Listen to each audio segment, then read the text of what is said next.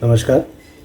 आने वाले हफ्ते में एग्री कमोडिटीज़ में क्या रुख रह सकता है, इसकी चर्चा करेंगे और शुरुआत चने से करते हैं। हमने देखा कि चने में 5,500 के ऊपर के लक्ष्य जो हमने दिए थे वो हासिल करने के बाद प्राइस में मुनाफा वसूली देखने मिली है और 5,430 के करीब के क्लोजिंग हमें देखने मिले हैं। आने वाले हफ्ते में ऐसा लगता है कि ये जो मुनाफा वसूली है ये और गहरा सकती है और 5,550 के हाइज़ जो रिसेंटली बने थे वो जब तक नहीं निकल पाते तब तक सेल ऑन रैलीज यानी उछाल पे बिकवाली की रणनीति अपनाई जा सकती है। डाउन साइड में 5,300 से 5,270 ये लेवल तक जो मुनाफा वसूली है वो गहरा सकती है, यानी सेल ऑन रैलीज की रणनीति अपनाई जा सकती है शॉर्ट टर्म के लिए। वहीं अगर हम एडिबल ऑयल कॉम्प्लेक्स की तरफ रुख करें तो हमने देखा कि रिफाइंड सोया ऑयल और सीपीओ दोनों में ही रिकॉर्ड तोड़ तेज़ी देखने मिली। रिफाइंड ऑयल में 1450 के ऊपर के क्लोजिंग देखने मिले, जबकि सीपीओ में करीबन 1250 के आसपास के क्लोजिंग थे।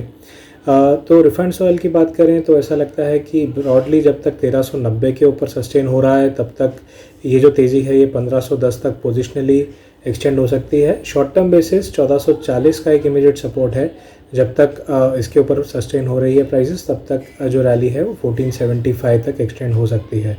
तो दोनों ही शॉर्ट और long term basis refined oil में तेज़ी और आगे बढ़ सकती है, ऐसा मेरा मानना है। वहीं सीपीओ की भी बात करें तो 1190 के ऊपर जब तक सस्टेन हो रहे हैं तब तक पोजिशनली जो रुख है वो ऊपर की तरफ है और इमीडिएट तौर पे भी 1230 का एक इमीडिएट सपोर्ट है। जब तक वो सस्टेन कर पा रहा है तब तक 1275 और पोजिशनली 1330 तक ही रैली जा सकती है, इसलिए सीपीओ में भी बाय ऑन डिप्स की रणनीति अपनाई जा सकती है। वही अगर हम सोयाबीन की बात करें तो हमने देखा कि 7,320 के आसपास की क्लोजिंग देखने मिली है और अपसाइड में करीबन 7,600 के भी हाइज हमने देखे। तो जो 6,800 के सपोर्ट हमने पिछले 2 हफ्तों में चर्चा की थी वहाँ से बहुत ही शानदार रिकवरी आई है जून वायदा में, और हमने जो पिछले हाइज थे जून वायदा के 7,600 के करीब उन्हें रीटेस्ट होते हुए देखा है।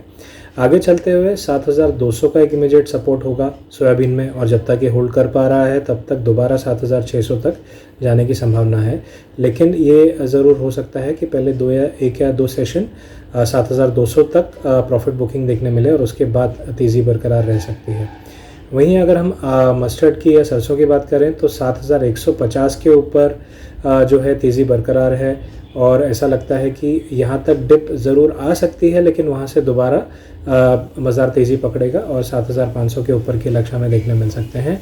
तो अगले हफ्ते इसमें भी 2 रुझान रह सकते हैं। पहले मुनाफा वसूली यानी प्रॉफिट बुकिंग आ सकती है जहाँ पर 7,150 के करीब दाम जा सकते हैं, लेकिन जो निवेश करना चाहते हैं वो इस डिप का फ़ायदा उठा सकते हैं 7,500 के ऊपर के लक्ष्य के लिए। वहीं कैस्टर सीड में भी अगर हम देखें तो काफ़ी एक दायरे में कारोबार हमें देखने मिला है 5,400 और 5,150 के बीच। मेरा मानना है कि जब तक 5,100 के ऊपर प्राइसेस चल रही हैं तब तक हम 5,400 और उसके बाद 5,550 जो पिछले हाइज थे वहां तक प्राइसेस को रिटेस्ट करता हुआ देख सकते हैं। इसलिए कैस्टर सीड में भी डिप पे बाइंग करना मुनासिब रहेगा और अपसाइड में 5,400 से 5,550 के लक्ष्य लिए जा सकते हैं। बिनौला कल की बात करें तो हमने यहाँ पर भी तेज़ी आते हुए देखा और 2,700 के ऊपर के भी लेवल टच होते हुए देखे हैं। तो 2,850 से 2,450 तक जो एक प्रॉफिट बुकिंग आई थी उसकी एक शॉर्ट कवरिंग मूव हमने देखी है और उसके बाद लगता है कि प्राइजेस में फिर से एक बार मुनाफा वसूली का दौर देखने मिल सकता है।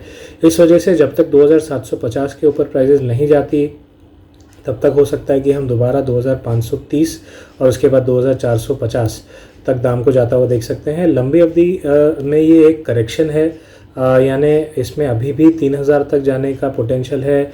लॉन्गर टर्म बेसिस यानी आने वाले 1 से 1.5 महीने में हम देख पाएंगे कि 3,000 के करीब होगा, बट अगले हफ्ते मुझे लगता है कि 2,750 के नीचे जब तक रहेगा तब तक 2,530 और 2,450 के लक्ष्य दिखाई दे सकते हैं। वहीं ग्वार सीड में और ग्वार गम में यानी ग्वार कॉम्प्लेक्स में जो टारगेट्स हमने डिस्कस किए थे वो हमने देखा कि हासिल होते हुए दिखे हैं और 4,400 के ऊपर के लक्ष्य हमने ग्वार सीड में और वहीं 6,600 के लक्ष्य हमने ग्वार गम में डिस्कस किए थे, दोनों ही हासिल हुए। उसके बाद मुनाफा वसूली देखने मिली है। तो आगे आने वाले समय में जब तक 4,150 के ऊपर ग्वार सीड टिका रहेगा तब तक ऐसा लगता है कि और नए हाइज हमें देखने मिल सकते हैं। तो नेक्स्ट टारगेट 6,730 का हो सकता है ग्वार गम में और ग्वार सीड में हमें 4,150 के ऊपर जब तक प्राइजेस टिकी हुई हैं तब तक 4,550 तक के लेवल देखने मिल सकते हैं। तो दोनों में ही तेज़ी की संभावना बनी हुई है। वहीं अगर हम मसाला पैक की भी बात करें तो मसाला पैक में 7,800 तक तो हमने हल्दी को जाते हुए देखा, लेकिन ओवरऑल एक दायरे में फ़िलहाल ट्रेड कर रही हैं 7,500 से 7,800 850 के बीच, और ये दायरा जारी रहने की पॉसिबिलिटी बनी हुई है। तो ये था एक जायज़ा कि अगले हफ्ते एग्री कमोडिटीज़ में क्या रुझान रह सकता है। धन्यवाद।